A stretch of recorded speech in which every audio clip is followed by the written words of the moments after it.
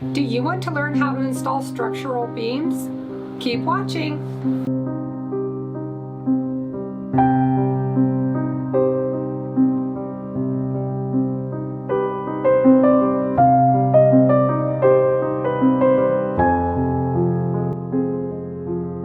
My name is Catherine.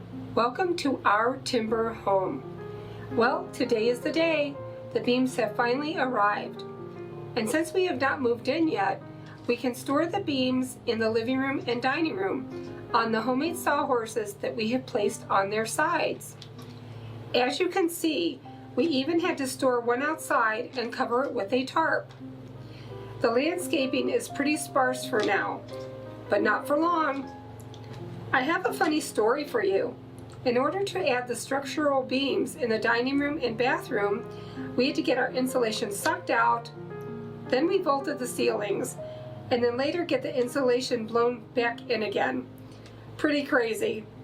Cosimo Insulation did a wonderful job and are located in Willard, Ohio. You may be asking yourselves, why timber beams? Well, our story starts in the kitchen. My husband had the great idea to vault our ceilings in the kitchen, bathroom, and dining room. When he removed the drywall ceiling, that is when we discovered something amazing. Original timber beams from the 1840s.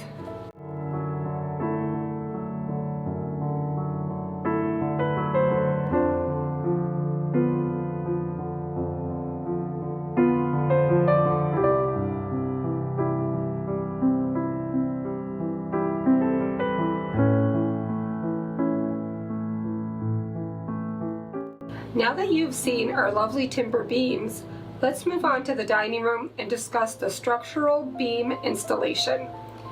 In this picture, you can see part of the drywall ceiling that needs removed and the kitchen beam.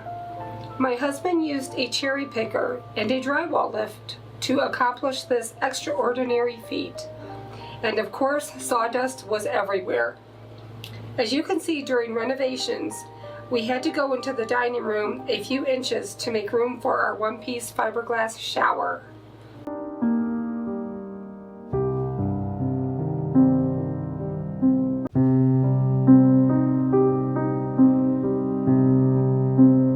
In this picture, you can see the door opening where our cute little attic used to be. This was a huge task to undertake. Our good friend Eric came over and helped Don with the beam installation in the dining room. Once they had the beams as high as they could go, they rested the beam on the homemade scaffolding that Don had built.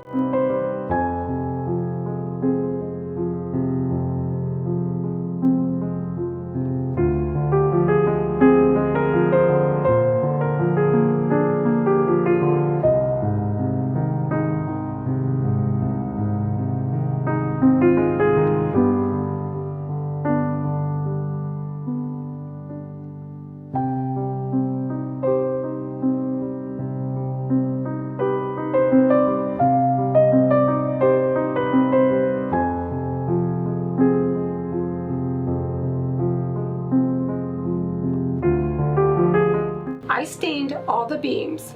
That part of the job went much faster than I expected.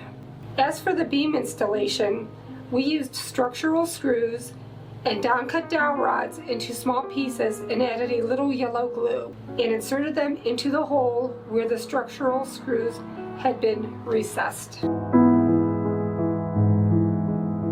Here is the finished dining room with the 3 structural beams. We used 3 old windows and turned them into transoms.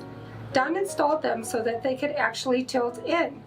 He even added an outlet by the transom in case I want to add a Christmas wreath. If you recall, the center beam is where the old attic door used to be located. The bathroom, as you can see, was atrocious. We used beams from the dining room that were much smaller and added those to the bathroom ceiling. I think it is just stunning. Such a beautiful look in our bathroom.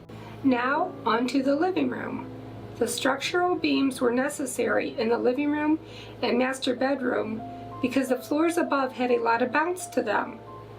Besides that, the ceilings in the living room and master bedroom were sagging in the center. The tall wooden scaffolding were invaluable. They really helped us complete this project without needing a lot of extra help. For those of you who do not know what a cherry picker is, it is used to pull an engine out of a car, or in our case, to install structural beams. As you can see, Don is securing the beam to the cherry picker with chains. It is so nice to be finally getting these beams off the floor and onto the ceiling where they belong. Now that the beam is secure on the cherry picker, Don will lift the beam as high as the cherry picker can go. This is the reason for the scaffolding. The beam rests on the scaffolding on each end. The drywall lift is being centered under the structural beam. Don is going to crank the drywall lift until the beam touches the ceiling.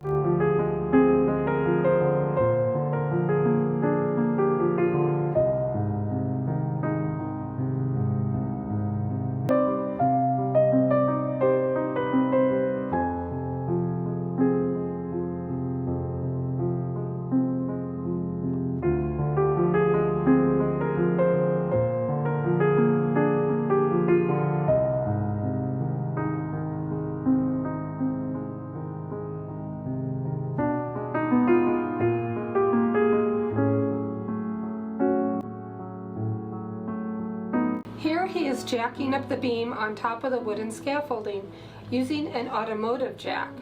All he has to do is raise up the corner of the beam. I helped guide the beams occasionally, but he pretty much did the last two rooms all by himself. As you can see, pretty simple. All you need are the right tools. Now let's head to the last room, the master bedroom. My friend Debbie helped remove the many layers of wallpaper in this room and many others. Well, by now I think you are getting the hang of this structural beam installation process.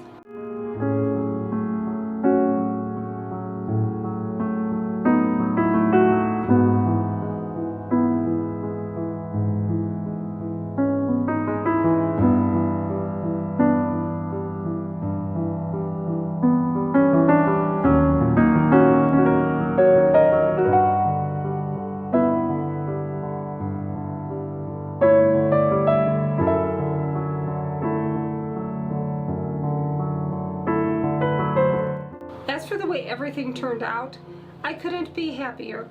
I am in love with my cottage beams. This whole process was easier and faster than expected, which was such a surprise.